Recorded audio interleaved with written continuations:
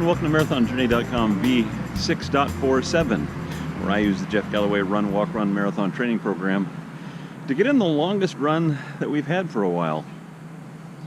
We are 4 weeks out from Santa Rosa, so today's run 12.5 miles. It's supposed to be like 106 degrees, excuse me, today.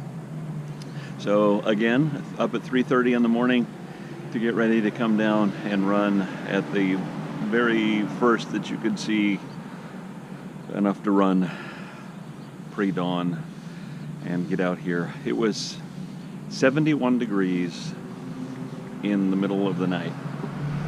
As cold as it got. So it was a challenging run. Not only that, at about 4.5 miles in, I took a bad step on a rock in the middle of a wash, and the rock turned over and my ankle turned over, and I caught myself, so it didn't fall, which was fortunate, but tweaked my back, so I had about 8 miles of interesting pain in my back to get through, but we did it.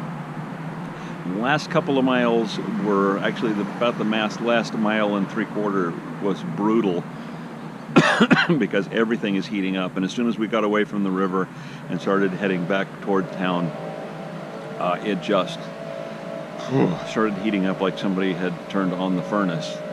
But we managed to get it done, stayed well hydrated, made sure we had our Nathan just iced down like crazy.